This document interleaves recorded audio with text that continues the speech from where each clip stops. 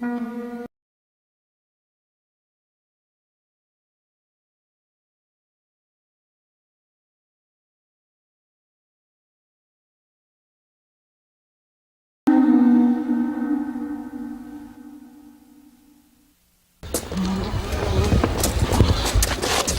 لا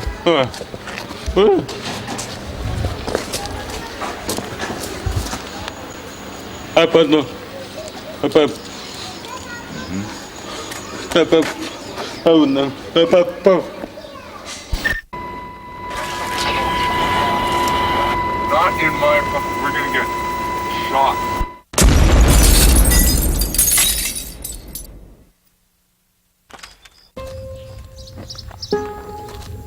أنا صفوري صفوري يا أبو صفور. كل ما نبني عش ينخربوا لنا إياه، كل ما نبني بيت ينهدموا لنا إياه، كل ما نخلف ولد قتلوا لنا إياه. شو ظل لنا؟ شو ظل؟ قتلوا الأمل، قتلوا زهرة الحب اللي بقلبنا. شو ذنب العمارات هاي؟ شو ذنب؟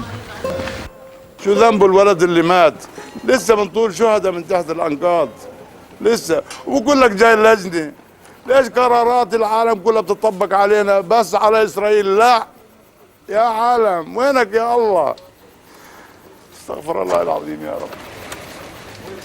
هاي بيتي، هاي أرض نضرب فيها. نزحنا أول مرة أهلنا، نزحوا أبوتنا أول مرة، نزحنا ثاني مرة، ومرة ثالثة ننزح يعني. وين نروح؟ حقيقة أنا ما بدي أروح. يمكن أبوي متعلمش من سيدي، وسيدي متعلمش من سيده اللي قبليه، من أبوه اللي قبليه. بس لا، أنا حطينا إحنا جيلنا جديد، حطينا حد يتعلم أولادنا مش إحنا، إنه ما فيش مجال للنزوح أكثر من هيك بكفي يعني. النزوح المفروض النزوح يكون عكسي، مش بالطراد لقدام النزوح ضلوا. لا، هالمرة إحنا نفكر يكون نزوح عكسي بكفي خلاص. عاد 3 نكبات يعني 4 نكبات لو أنت.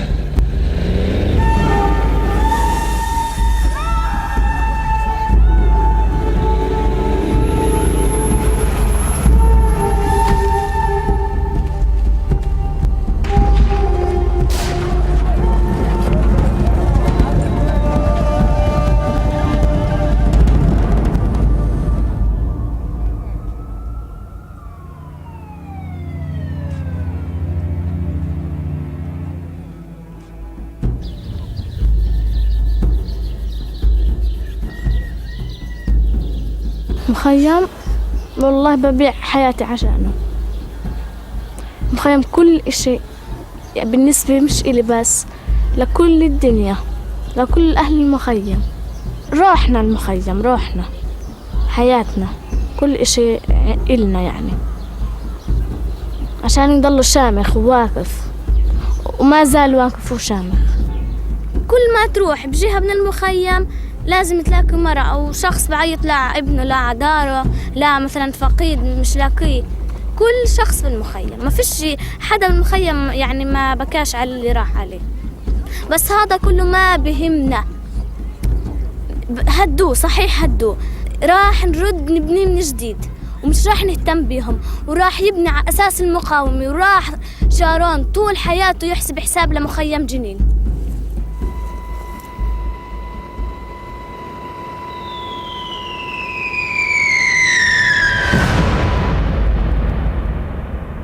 ثمان أيام هم بقصف بر جو، الدبابات تضرب والطيارات تضرب والقنيصة يضرب، الكل يضرب. لو في بحر وانا كان جابوا بحرية وضربوا، بس ربك حميد ما فيش بحر يضربوا.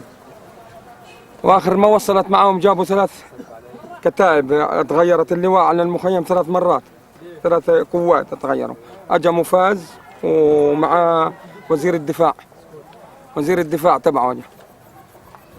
كان حميت المعركة وهدمت دور على رؤوس الناس بالجرافات. الطيارات ما عملتش شيء، بكت تقصف لأنها تقصف بالطوابق الثانية وتحرق بس الجرافات اللي جرفت كل الناس جرفتها وهي نايم. أنا نايم بالليل، قاموا الساعة 12 بالليل صاروا ينادوا بالسماعات إنه الكل على المدرسة. أنا لبست توعية وطلعت. بأثناء الطريق وأنا ماشي في شباك مثل هيك فوق الشارع، يعني ما فيش متر ونص، كان الجندي ضربني بيه وقعت على الأرض دايخ. قال لي قوم روح من هون. قلت له ولك أنا قادر أقوم. قال لي بدك تموت. قام ضرب.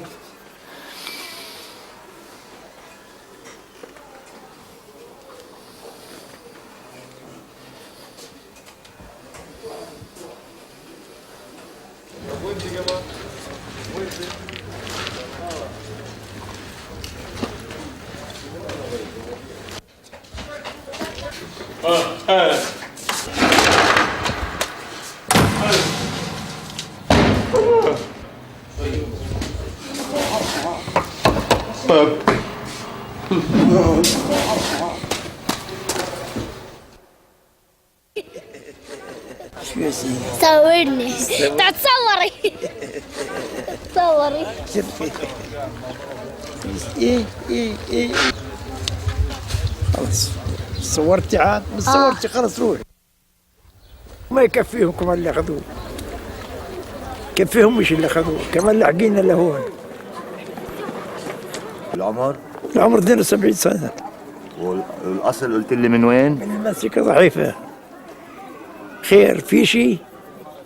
احنا انتهينا لما واحد عمره 72 سنة انتهى.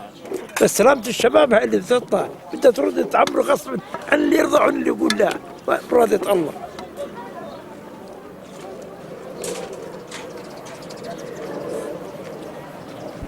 عارف والله العظيم بيتنا ما صار بيت. عارفين عن ابوها من حياة خلص ربنا انت استلمتنا. العرب كلها مش هذا تدفع صورة.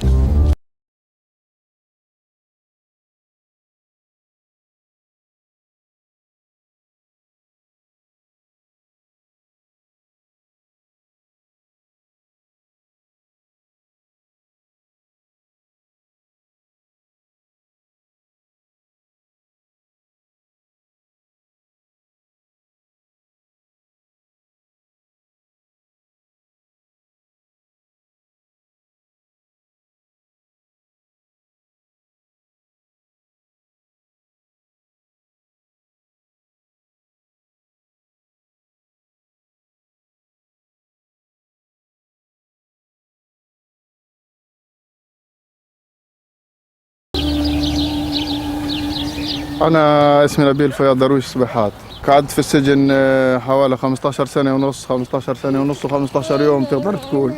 روحت من السجن قبل قريب 3 سنين ونص. قررت إنه أبدأ حياة من جديد وأبني بيت لنفسي وأخلف أولاد. أنا بحلم إنه أولادي وراي يكون عندهم أمل، يكون عندهم طموح. مش إنه أولادي يصيروا بدهم يحاربوا مشان أنا خلقت في الاحتلال. أنا خلقت في الاحتلال وأولادي كمان يخلقوا في الاحتلال ويموتوا في الاحتلال. بدنا ينتهي الاحتلال هذا، بدنا نخلص من هالموضوع هذا. بضلوا يقولوا احنا ما فيش عندنا ديمقراطية ورجعيين ومتخلفين ومش بشر. طب يا أخي خلونا نصير بني آدمين بس خلونا بدولتنا مش تحت أمركم وقت ما بدكم أنتوا. تخلونا نتنفس وقت ما بدكم ما تخلوناش نتنفس. وقت ما بدكم بتسكروا علينا المي. هذا الحكي مش معقول. وهاي اللي بنيناه من بعد ما روحنا من السجن. هاي اجوا هدموا لنا اياه. حطموا كل الاحلام وكل الامال وكل الطموحات اللي الانسان بكى يخطط لها ويبني لها. ايش بدك تسوي؟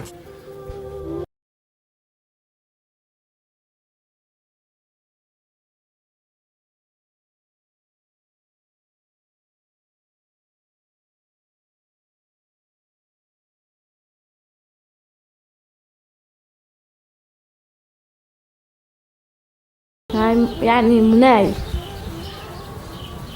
إني أرجع البيت.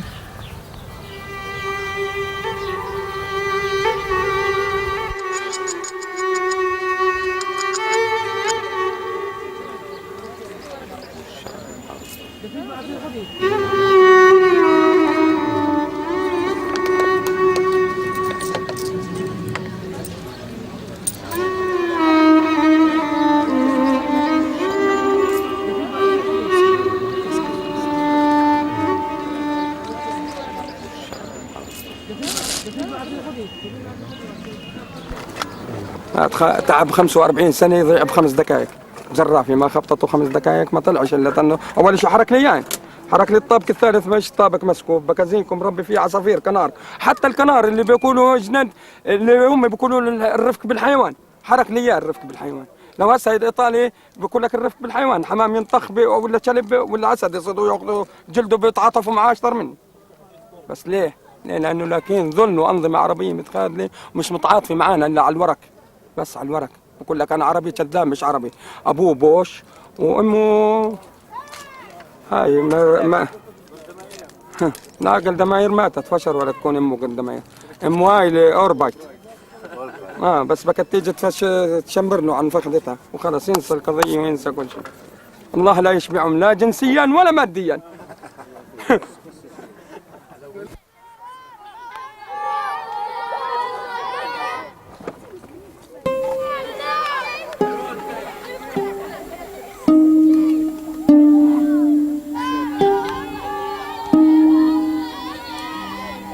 وزعلان سعيد كل يوم بيجي على المقبرة عشان صاحبه زيه طخوه. كلبها سعيد كلبها مش هيك سعيد لفوق هيك لفوق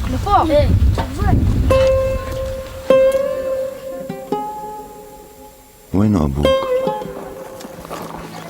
بالجنة.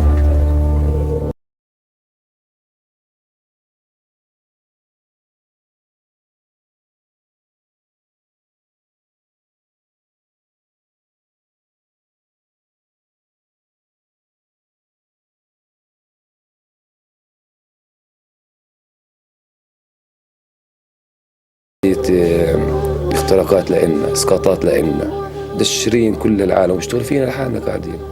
يعني اذا بنشوفوا لهم غير صغير يشتغلوا فينا. بعدين اليوم تطور العالم يطلعوا على القمر يعملوا استعمارات فوق ويعملوا احتلال جديد فوق. الاحتلال الوحيد ضايف العالم احنا يا جماعه الخير. فيش احتلال في غيرنا احتلال؟ فيش شيء. احنا اللي 13,000 عايشين نص كيلومتر مربع. مستوطنة 10 كيلومتر مربع عايش فيها 1000 واحد. صح احنا برضه عندنا ارض اكثر منهم. فالمفروض يعيد يعني العالم، حتى لا مش العالم لا امريكا تعيد تقسيم المنطقه من اول وجديد وياخذوهم كمان 3-4 كيلو. يعني الخط الاخضر هذا قربوه شوي صغير تلاقينا على اساس توسع امي. احنا فعلا شعب ارهابي ما نقدرش نعمل اللي عايشين فيها. احنا نعمه الحصار، نعمه التجويع، نعمه الذلال، نعمه التركيع، نعمه غسيل الدماغ بيغسلوا لنا اياه قاعدين يوصلونا لمرحله نصير حيوانات. ما نطالبش الحيوان تحطه بزريبه انت شو بدك تقدم له تقدم له، ما بقدرش يحكي الحيوان. حتى الحيوان يقدر يمعي يعني ولا يعوي الكلب بده ياكل، بس احنا بدهم يوصلونا لمرحله حتى ما نعويش. احنا مجرد قرار بسيط جدا على مستوى مراقبين دوليين توسل لاسرائيل تا يوافقوا.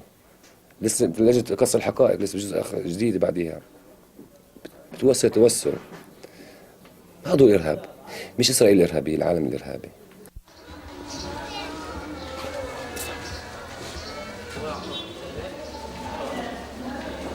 في يوم 4 الشهر الساعة 2 صباحا أيضا قصف المستشفى بواسطة الدبابات الإسرائيلية 11 قذيفة.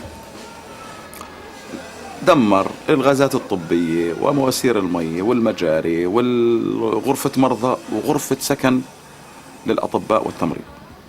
أصيب كل الجناح الغربي بأضرار متفاوتة، وكان هناك هلع شديد لأنه كان في اختلاط للأكسجين والغاز الطبيعي عندما دمرت هذه الأنابيب. وكنا نخشى من انفجار كارثي ليس فقط يقلع المستشفى من جذوره، وإنما المستشفى وما حوله من مساكن ومباني.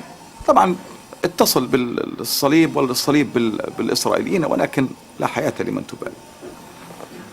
وقطعت الكهرباء تماما حتى من المحول تبعنا، ولم نستطيع الذهاب إلى المحول لشدة القصف. كان القصف على أشد، ما فيش الطيارات فوقنا كل 3 دقائق تعدها، فيش دقيقتين 3 صاروخ. طبعا جوا الهدير والمدير والقنابل تحطيم كامل، وبتشوف النار مولعه قدام عينيك. الاطفائيه مش سامحين لها تدخل، والاطفائيه تتصل فيا يا عمي شوف الارتباط، لانه كان الارتباط قريب علينا ومعنا اتصالهم فيش عندهم تليفونات. نحكي معاهم يقول ممنوع دخول المخيم، سيارات اسعاف ممنوع، بلاش يصير معكم زي اللي صار مع خليل سليمان. شفطوا قذيفه احترقت السيارة واحترق هو تماما وتفحم حتى أصبح وزنه لا يزيد عن 10 كيلوغرام.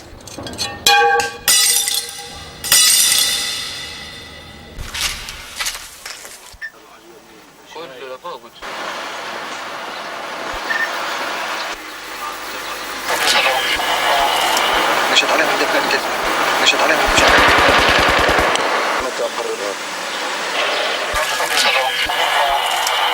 حياتنا قاعدين بننتظر حسب اللي فهمته انه شغلنا بده يكون حسب اوامر الجيش، كيف نروح وكيف نيجي وين نمرق وين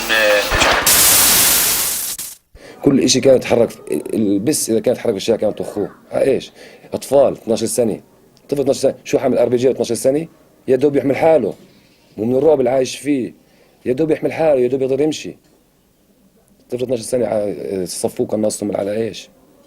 مرة اختيارها ايش؟ شاب يطلع له في الدبابة على ايش؟ شاب بيكون رافع ايديه وماشي مع 10 يطلعوا في دبابات. متخلفين عقليا استشهدوا عنا، معاقين استشهدوا عنا، اطفال استشهدوا عنا، نساء استشهدوا عنا. ايش؟ ما ضلش غير انه هو زي ما حكوها شباب، ما ضلش غير يستعملوا النووي معنا بس، او طبعا بيرشوا في المبيدات هدول الطيارات الزراعية. بلزمش كله بلزمش. بعدين مش فاهم كيف انا يعني قدر سخيف جدا، قدرنا سخيف جدا اللي رمانا مع ناس زي هيك. حقيقة قسما بالله كان عندنا قابلين نعيش معهم، عايش معهم عادي جدا، نعيش بسلام. احنا كفلسطينيين، وبحكي معظم الشباب اللي نسلي انه حملنا سلاح بس ندافع عن السلام، عن حريتنا وحريتهم حتى كمان، لانهم عندهم ناس ما بدهمش سلام، بدهمش حرية، بدهمش شعوب تعيش هذه. الحقيقة أنه في الانتفاضة الأولى كانت معظم الاشتباكات اللي تصير مع القوات الإسرائيلية باب بيتنا، يعني بيتنا في منطقة واد عز الدين، وكانت كل الاشتباكات اللي في جنين تتمحور حول بيتنا. والحمد لله رب العالمين الله عني وأسعفت أعداد كبيرة جدا من الجرحى اللي هناك، لأن أنا الدكتور الوحيد في الجبل. أنا كنت في البيت وشايفين إطلاق النار من الطيارة، لكن لم نكن نعرف أنه هذا إطلاق النار على ابني. لكن بعد ما توقف إطلاق النار بدأ الجيران بالصياح ويقولوا عميد استشهد، عميد استشهد. كأب شعرت إني أنا اللي بكيت أقدر أساعد، اللي بقدر أساعد وكنت أساعد. وقفت عاجز أمام ابني اللي قاعد بنزف واللي روحه قاعد بتطلع.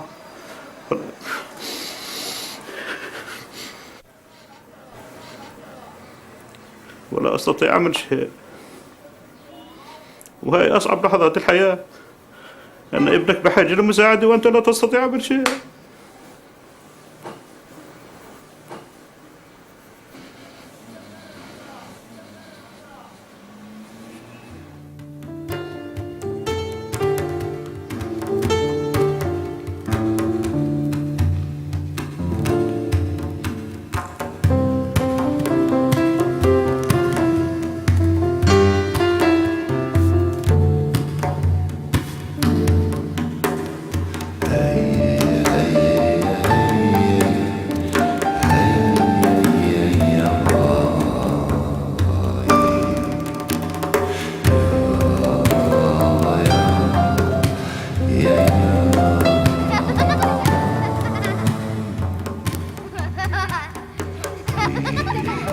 أصعب شغله إن الإنسان بيموت بين يديك وبيترجى فيك قاعد مش غير تعمل له إشي.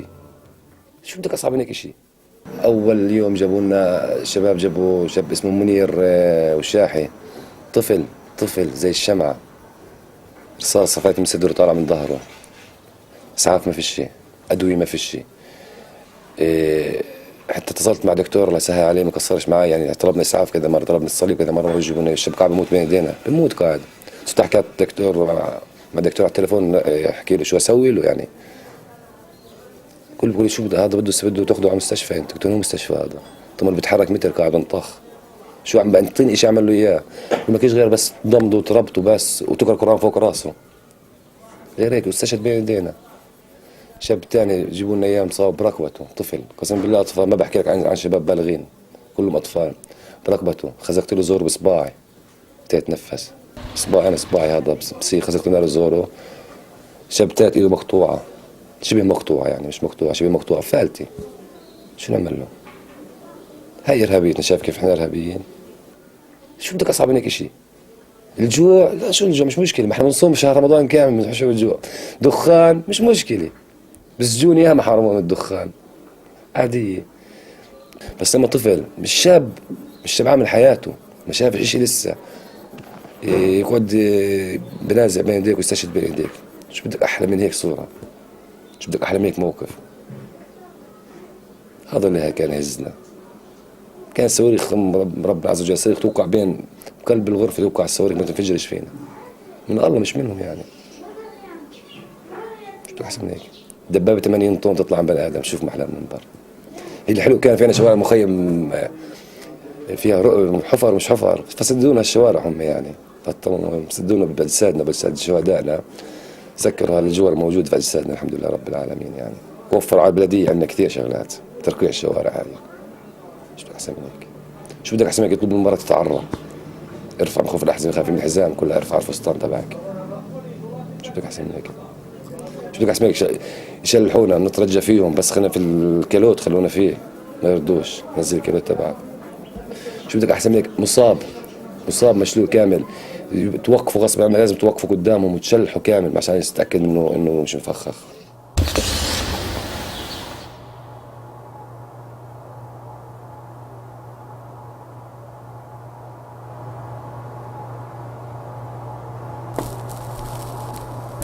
أنا راح أحكي إشي، بس مش إشي عن الأمل والهاد. بحكي للشعب الإسرائيلي: سنعيش صقورا شامخين ونموت أسودا واقفين. وهاي كل واحد إسرائيلي يحفظها ويعرف شو معناها.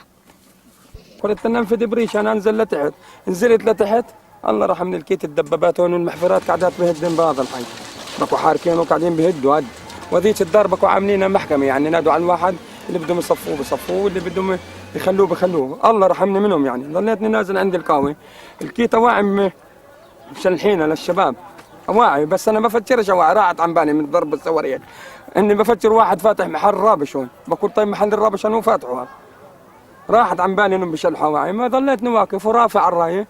اجاني واحد بدوي من دبابه، مع احترامي للبدو، قال لي خليك واقف عندك ورافع ايديك، حكى مع الدبابه، رجعت مضرعه علي، طلع منها شبل صغير، ولد صغير، لا بكل اشلح كل واعيك، شلحت طبعا ورديت البسنت، قال لي ليش تلبس؟ بالعبري اشلح مخنسايم وسطره وكل شيء، قلت له انا بمشيش، انا زلمه كبير بمشيش هذا المشي، لبست ما رديتش عليه يعني، لو بدك تني بشلحي لا تحتون ولا شيء، اطلع بالشارع امشي.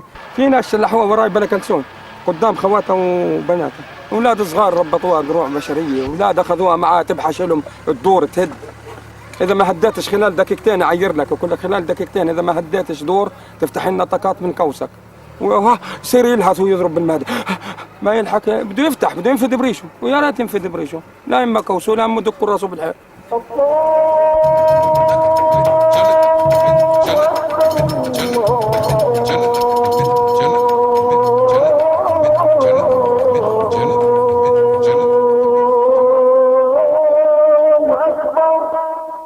لا يوجد أي إنسان في الدنيا بيعمل اللي عملوه.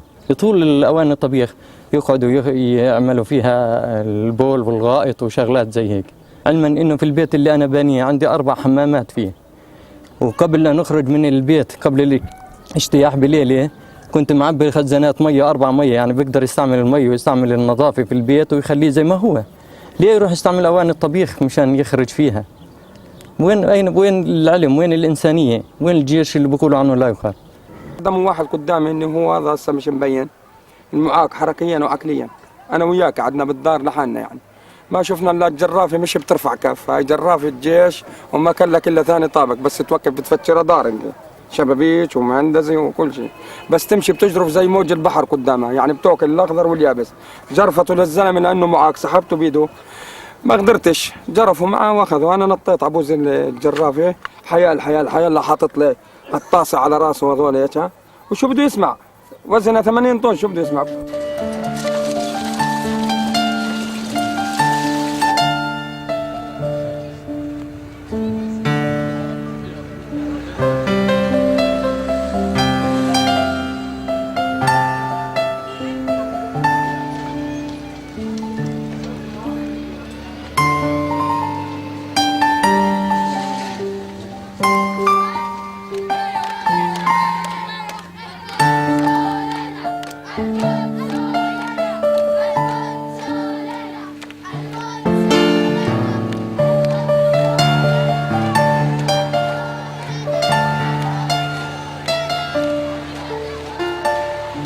أنا بشتغل حارس ببلدية جنين بالليل، هسه بالنهار كنت أدبر لي شغلي أعيش من وراها، صرت متجوز 3 نسوان والحمد لله الله ما انطنيش لا ولد ولا بنت. كل شيء بالبلديه الجنين وبلديه اليمون كل شيء رايح للدكاتره، كل شيء رايح للدكاتره، وتا الله ينطيني خلقة ولد ولا بنت الحمد لله. ما انطنيش. اجوا اطلعوا من الدار وطلع فوق انا عامل جرور سحري جوية الجرور، سكر الشبابيك وسكر الابواب وحط احرام على الباب، مخلوع الباب، وسحب الاقسام ورفع الامان وسحب الاقسام. قال لي بتسكت؟ قلت له بسكت بس بدي اطلع اشخ، بدي اطلع اسير. انا مش بدي اطلع اسير، انا بدي اطلع اشوف المصريات، اقيم المصريات. صفر النت على الدرجات. قلت له عمي مصرياتي. قال لي مايش الضابط. قلت له مصرياتي كيس شيليه. قال لي بتسكت ولا احرق دينك؟ دمروني، اخذوا مني 25 ذهبي عشرة عمر سركه وانا في قلب الدار، 25 ذهبي و5000 دينار و4500 شيكل. بكيت اشتغل باليمون بالنهار، اخذت هنا اتعابي.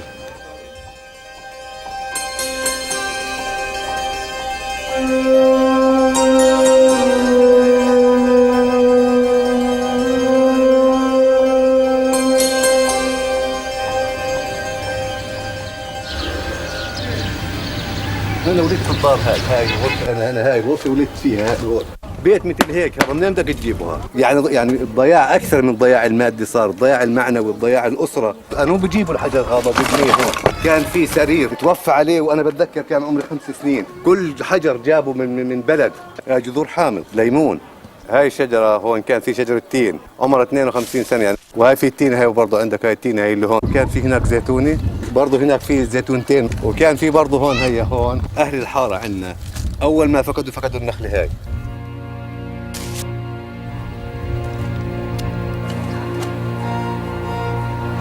صعب يا عمي يقيمونا من ارضنا،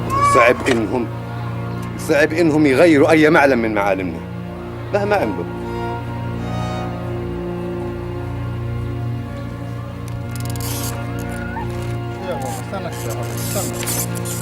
هاي يا بابا، هاي البيت تبعنا هذا. هاي يا بابا حبيبي، يلا بدنا نروح خلص حبيبي. ما اجى سائل الاحتلال 67 انا بكون عمري 9 سنين. 9 سنين بكون عمري، ما شفتش يوم واحد حلو، يوم واحد. هاي انا عمري 44 سنة، يوم واحد حلو ما شفتش. كل شيء بكون يتدخلوا فيه، يدخلوا بحياتنا. حتى رخصة سيارة كنت أحلم وأنا عمري 17 18 سنة 19 سنة، كنت أحلم يكون معي رخصة سيارة. كان للمخابرات دور وكانوا مانعيني آخذ رخصة سيارة. الاحتلال مش بس إنه الجيش موجود عندنا، الاحتلال اضطهاد وقهر، بتدخلوا في كل في نفسنا، بتدخلوا في كل شيء. فهذا الحكي هذا مش معقول يعني، هذا الحكي ما بنطاق. إحنا يا عمي بدنا نعيش بسلام، بدنا نعيش بسلام. زهقنا خلاص، بكفي قتل، بكفي ذبح، بكفي. بس برضه يعني احنا برضه مش يعني حتى الكلب بدعس برك عليه مرتين ثلاثه بيعضك. احنا مش كلاب، احنا بني ادمين. دعسوا علينا بدل المره 10 مرات. قمنا وبدنا نحارب. اذا بدهمش هم يتنازلوا ويصير دولتين لشعبين، احنا بدنا ننتزع حقنا بالقوه. اللي عملوه في المخيم بثبت انهم هم بيتعاملوش كبني ادمين. يعني تصرفهم هذا مش معقول. انا في المخيم ما خلوش مباني واقفه، حرطوه على اهله، على الناس، على السكان، على الاختياريه، على الاطفال. ما عرفت انه بدي اموت قمت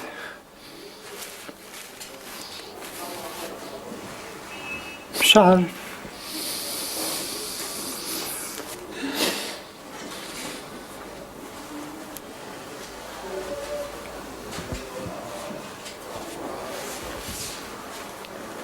وانا ماشي الشارع اللي انا ماشي فيه شول، الدور مهدمه،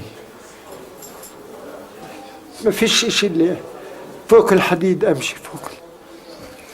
مش عارف وين بدي اروح.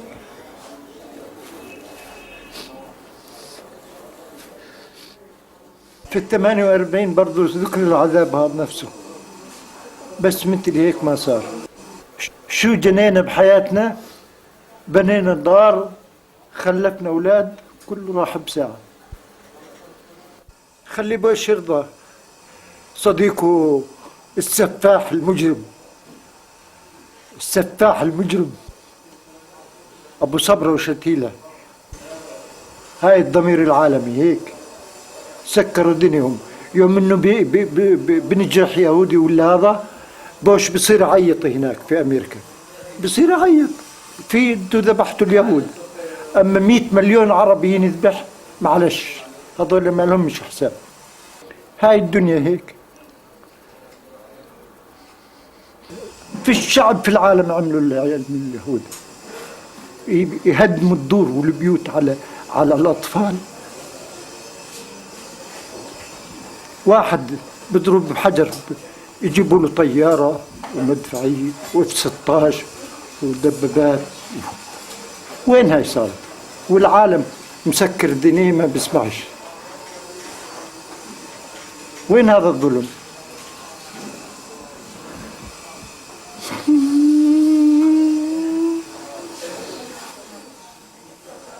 الناس بدون رحمة بدون إنسانية، مش لأنه عدو ولا لأنه في صراع بينه وبينه. بالأمان للتاريخ اليهود ثبتوا بدون رحمة، مش إنسان، مش فيش عندهم إنسانية. هدول صنع بشر مش صنع ربنا. هدول الإسرائيليين مش صنع ربنا نهائيا. أنا ما بعرفش ممكن يكون إلحاد هذا الحكي، بس الإسرائيليين مش صنع ربنا نهائيا. يمكن هم عرفوا الاستنساخ قبل فترة طويلة زمان مش دارين. الله أعلم إنه عرفوا الاستنساخ يمكن من الأربعينات ومن الثلاثينات. يعني لما عرفت إنه شارون أجى على المخيم من كثر ما انقهرت صرت أعيط، لأني يعني كان نفسي شو أجرم فيه زي ما حكوها، أجرم فيه بالمعنى الصحيح، أفش غلي فيه بعد اللي شفته. تقدري له أنت لشارون؟ بقدر له، ليش لا؟ ما هو أكبر منك، بدك تقدري له. أنا أكبر منه بإرادتي، بقدر عليه بإرادتي، بقدر عليه إني بدي أدافع عن وطني، بقدر عليه إنه قتل يعني ناس بعرفهم وبعرفهم معرفة، يعني معرفة. بقدر عليه لأنه شتتنا، خلى كل واحد بجهة. بقدر عليه لأنه ما خلاش بيت بالمخيم إلا وهدمه أو يتضرر منه يعني.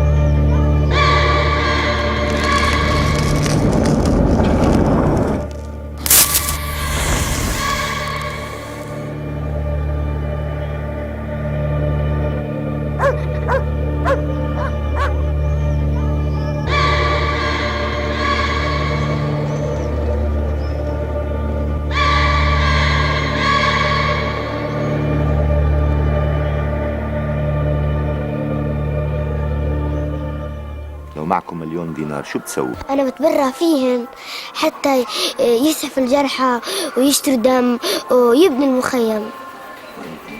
وأنا نفسها بننتوهم يعني بننتو للوكالة عشان يتبرعوا للناس ويسجلوا لهم شقق عبال ما يبنوا لهم بيوتهم ويرجع المخيم من أول جديد عشان ما ينتهيش المخيم، يرجع أحلى من مكان، عشان يشتروا دم. ولو كان معي أنا دم كنت كبيرة يعني دم قوي بتبرع لهم للجرحى دم. دمك قوي طبعا، دمك قوي. فيش بيجي دم أنا. فيش دم؟ فيش بيجي دم؟ في دم بس مش كتير يعني. في ناس فيهم كتير أما أنا لا. فتنا جثة في الطابق الثالث، الدار نصها مهدود، الدرج طاير. على الجثة الثانية طبعا أنا بدي أوثق كل إشي. الجيش الجندي مسك الكاميرا من إيدنا، كاميرا الفيديو أخذها. اللي حرك كلبه أبو جندل لما جابوه وربطوه لما ما ربطوه قاموا اجوا طخوهن. اطلع على الجثة اللي هي جثة الأخ أبو جندل قائد معركة المخيم، قاعد زي هيك، قاعد فوق الركام، مقعدين فوق الركام، طلقة هون في جاي في الفك والطلقة الثانية في الصباح. فقلت لهم أنا عارف ليش ما رضيتوش تدخلون نصور، لأنه هذا إعدام تاعي تبع الصليب. هذا الزلمه قاعد فوق الركام، لا عليه صراره لا عليه غبره. واحد كان ماشي، لنفترض انه كان ماشي الزلمه او شارد، بيوقع وقوع، بس بيقعدش يقعد على راس تلة هالركام اللي محطوطه. اتفقت انا وياه، طبعا هم قالوا احنا جيش الدفاع بيعدمش، قلت لهم بتعدموا الانبياء. قالوا هاي الجثث الموجوده، قلت لهم نعم. قال لي هاي الموجود، في غيره يعني؟ قلت له هاي المنطقه انا بدي افوت. قال لي ممنوع. قلت له شفت اقول لك طخ، بدك تطخ طخ، الريحه شاممها من هون وانا واقف برا شاممها من هون. قال لي هاي المنطقه غير مطهره وممنوع تفوتها انت والصليب. قلت له الصليب انا فايت معي. قال لي فايت معك واللي بدهم اياه يسووه. خلال دائره قطرها 30 متر بس وجدنا 10 شهداء في المنطقه الغير مطهره. اما المنطقه المطهره مشينا من هون للساحه 350 متر لقينا بس 3. اذا مطهره من ايش؟ من الجثث. مطهره من الجثث. وانا راجع رجعت نفس الطريق اللي مشوني اياها هم اول يوم، واحنا وياهم بندور على جثث. ولا هي جثه مفرومه فرم، شو ضايل منه؟ اصابع رجليه وشويه جلد. الله اكبر. يوم 15 هاي ما كانتش هون. طب اليوم 17 وجلد طري جديد مش متعفن. ترى ما هي عدماتكم. طخوا، قال له ارفع ايديك. طخوا هون بالساحه. عقب ما طخوا اجوا شباب من اللي بكوا معتكلينهم اليهود، اجوا حملوه بدهم يودوه على المستشفى. قام اجوا اليهود قالوا له حطوا هون، وحطوا رموا اياه. صارت الدبابه عقول الله شهيد يا ناس الحلال، الدبابه تروح وترجع عنه تعتشت جثته بالتراب.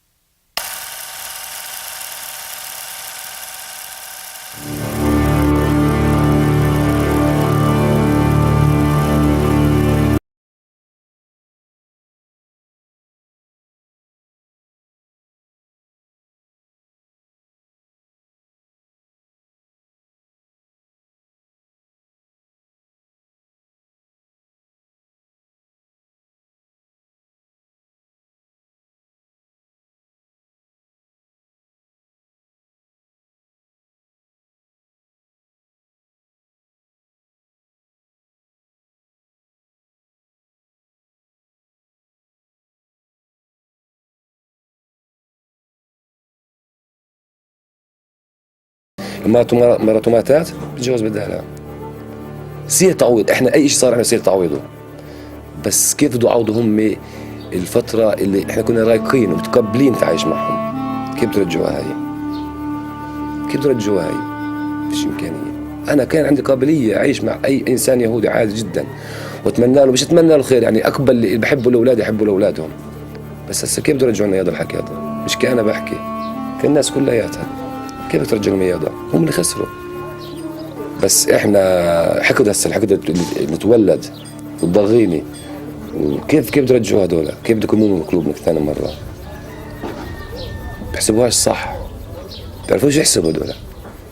يعني أنا لما أقاتل عدو وإشي بكون قلبي قاسي؟ لا، أنا بدي أدافع عن وطني، بدي أدافع عن مخيمي. بعدين يعني إحنا مش راح نعمل سلام معهم، حتى لو رئيسنا اللي هو رئيسنا إذا عمل سلام معهم ممكن هو يتصالح معهم، بس أنا مش راح أعمل سلام. صحيح أنا طيبة ويعني بحب الناس، بس هدول الناس ما بنحبوا. هم أجوا على أرضنا، إحنا بدنا عن أرضنا. أنت لما يسلم نفرض سلبوا ابنك، مش بدك تدافع عن ابنك وتسوي عنه؟ وإحنا كمان هاي أرضنا زي كأنها ابننا كل إشي عنا. بعدين يعني زي ما حكوها النسوان ما خلصوش، راح نضلنا ننجب أطفال وننجب يعني رجال أقوى من اللي راحوا وأشجع من اللي راحوا.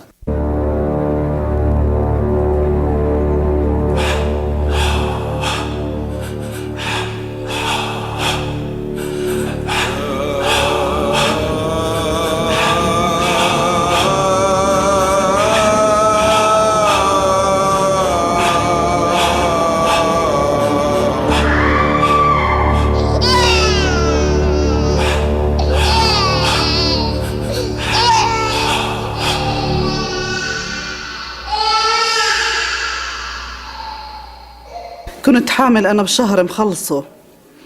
هسا لما عاد احنا خفنا من المي والكزاز لما صار يهيل علينا وأولاد صغار وإشي، حبيت أطلع برا يعني أشرد من الدار لجل يعني إني أتضرر أنا وأولادي. طلعت مشيت يعني شوية من فتحت باب الدار ومشيت بدي أطلع عن دار سلفة. كان قناص على الجبل على الجابريات ضربني بإجري الثنتين، ما وعيت حالي إلا أنا كاسح على الأرض وأصيح أكلهم انطخيت إجري بوجعني إجري كسحت. بالموت تا غدر سلف إسلافي جروني لجوا يعني فوتوني لجوا جر وهم خايفين من اليهود يطخوا عليهم. ما وعيت حالي إلا بمستشفى جنين، قالوا لي لازم نعمل لك عملية قيصرية، والحمد لله ثاني يوم عملوا لي عملية والحمد لله رب العالمين جبت الولد الحمد لله مليح الحمد لله وبصحة جيدة. قعدت أنا 10 أيام وأنا ما أشوفش لا جوزي ولا أهلي ولا أولاد ولا أيات حدا وأنا أعيط يعني، وابني بحضن ما أعرفش أدبره.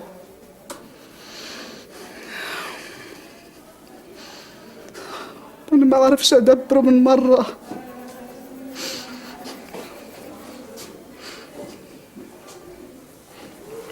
سمحوا لهم يجوا علي وشوفوني أنا وابني اللي خلفته. يعني هم خسروا حقيقة أطفال. أنا عندي طفل كبير عندي 8 سنين ونص بطل يخاف من الطيارة، إنجاز بالنسبة لي هذا. أنا ابني ما بخافش من الطيارة، ابني صار يعرف رصاص 500 ورصاص 800 ويعرف قذيفة الدبابة ويعرف M16 ويعرف M16 الطويل وM16 القصير والكلاشين، صار يعرف الناتو، صار يعرف شغلات كثيرة. ابني صارت يعرف شغلات كثيرة. كنا متوقعين احنا خايفين من أولادنا من قال يصير عندهم معقد نفسية، لا فيش عنده معقد نفسية.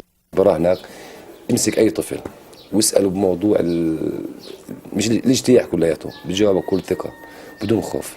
بخافش من ناس زيهم هذول الجبنة، بخافش منهم زي الفيران يعني معاهم سلاح ومعاهم دبابات يبقوا يتزروكوا بين الدبابات، خايفين منا احنا يعني مدنيين بس هم إرادتهم ضعيفة، خوفهم لدرجة الجنون يعني مش طبيعي عندهم الخوف.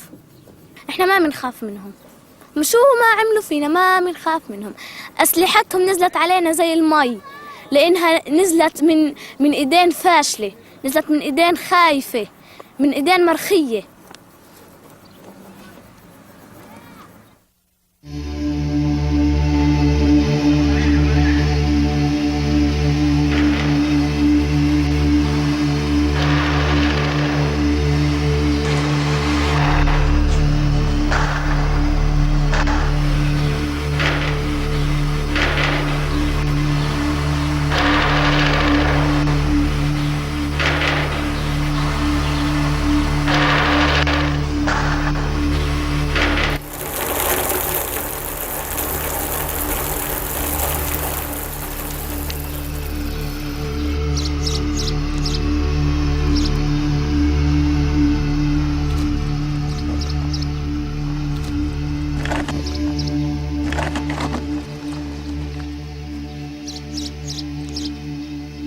خليهم يجوا بس يشوفوا على المخيم، خليهم يعيشوا ثاني اللي عشناها احنا يوم القصف.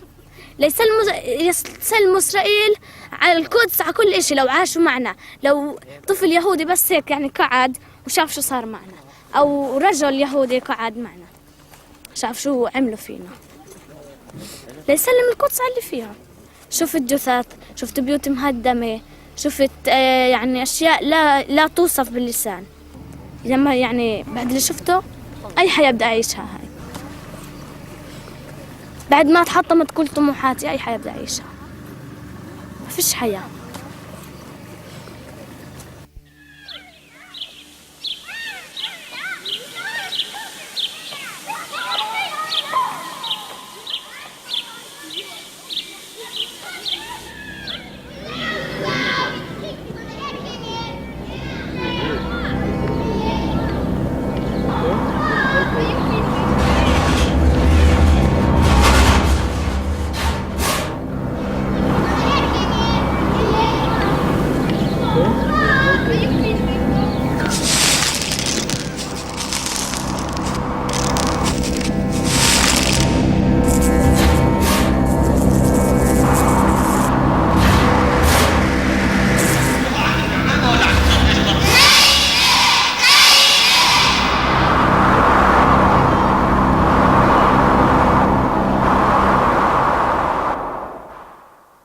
كانوا يطخوا نسوان.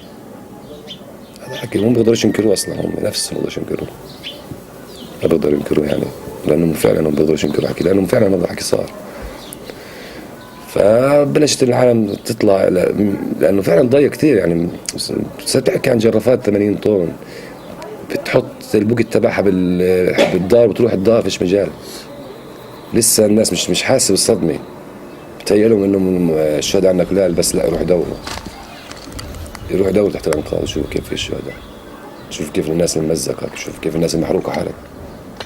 صمود مخيمنا ممكن سجل اسطوره صحيحه، بس مش بالسلاح، قسما بالله ما هو بالسلاح. ربنا كان يقاتل معنا، الملائكه كانت تقاتل معنا، بعزيمتنا بايماننا بالله صمودنا كان. انت هيك معادله بسيطه، كل شيء ولا مسدس، شوف دائما قبال الاباتش تبعتهم ولا قبال الدبابه. هم لو جابوا الجرافات لحالها بكفوا اصلا، بيحتاجوش الضخامه هاي والتهويل اللي جابوا لنا اياه على اساس انه يزرعوا الرعب. بس سبحان الله القدر عجيب، طلعت الناس اقوى من اول.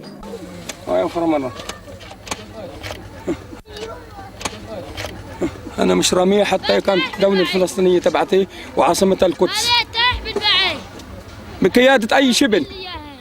احنا مش رح نتحرك من هون، بنموت ببيوتنا، بنموت بارضنا، بنموت، بنطلعش. ينسوا موضوع انه نطلع. بس في نهاية الأمر بدك كلها تشلمي، احنا هون تتكوم القيامة، هون تتكوم القيامة. سجلنا أسطورة بس بإيماننا مش بسلاحنا، قسما بالله بصدق بحكي فيها بأولادي. الأسطورة سجلناها بإيماننا وبثباتنا، بنسواننا كانوا وقفات معنا، بأطفالنا الموجودين، أطفالي حوالي. طب إذا ابني حوالي موجود وين بدي أروح أنا يعني؟ المخيم عبارة عن شجرة طويلة شامخة، كلها عبارة عن أوراق، كل واحد مكتوب فيه اسم شهيد، اسم مقاوم. بدي أحكي لهم اليهود صحيح فاتوا خلقوا جذوع منها، لكن خلقت جذوع غيرها، ما قدروش يوصلوا لقمة الشجرة.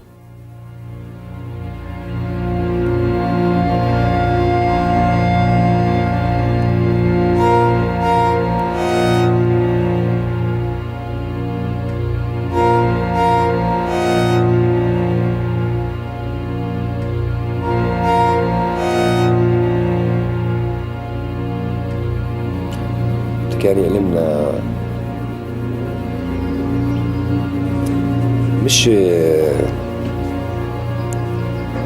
مش وجود الإسرائيليين وطياراتهم ودباباتهم، اللي كان يعلمنا إنه الإنسان بموت قدامك ما تقدرش تعمل له حاجة.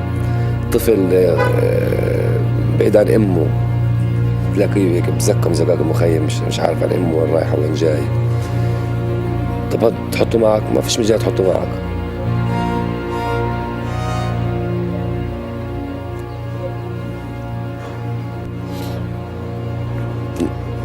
كان يعلمنا انه نسأل شباب، حد داري فينا، حد سائل فينا، عالم بتحرك حوالينا، حد بيطالب بينا، فيش شيء، ما حدا نسأل عن دولنا العربية الكبيرة. كان كل أملنا قد ما احنا غبيين، آخر ما يعني قبلنا فيه احنا انه نتمنى من الأردن من مصر بس تدوا السفير تبعهم، بس شوف حلمناها كل حلمنا كان شغلة تافهة وملهاش معنى. يمكن تكون هي شغلة إنه بكره الجمعه شو رايكم في ممكن يصير مسيرات ضخمه في الوطن العربي، ممكن تغير ممكن تحرك. طيب يا جماعه الخير ما ضلش مجال لا اكل ولا شرب ولا نصبر، مش مو بكره بعد بكره جاي الجمعه ممكن يصير مسيرات وتكون العالم وكل الدنيا تكون مشاننا وينسحبوا. يجي الجمعه ويجي السبت يجي الجمعه ويجي السبت والضغط يزيد علينا. أيها العرب، أيها المسلمون في جميع أنحاء العالم، هنا أطفال فلسطين يصرخون ويقولون وعربة وعربة. معذرة أيها الإخوة، أريد أن أتكلم مع بوش دقيقة واحدة. لا هلو مستر بوش، بدي أحكي مع السيد كوفي عنان في مجال. الو كوفي عنان، كيف حالك؟ اطلع هون، انت ليش يا اخي لقيت اللجنه اللي بتيجي على جنين عندنا هون؟ اسرائيل بدها هيك؟ طب احكي مع امريكا مع بوش يا اخي، ممكن يحل الوضع. يا اسرائيل مش راضي تخليه يجي هون، هذا الحكي بصيرش. يعني هذا الحكي ما حدا بوافق عليه حتى جامعة الدول العربية. يعني الشعب هون يا اخوي بيستنظر فيك. طلع، مش لاقي طيارة تيجي فيها هون، بنودي لك طيارة مصطوبة إذا بدك. هون الشعب ما عندوش يا أخي، ما عندوش. الشعب لا يملك أن يشتري طيارة، بنودي لك طيارة مصطوبة بتدبر حالك فيها، في الشيء بنودي لك جحش عرج. يا أخي شو رأيك؟ عرفات بعرضش عرفات، هو محبوس برام الله. يا زلمة الدول العربية بتمانعش. خلص الكرت يا اخوان.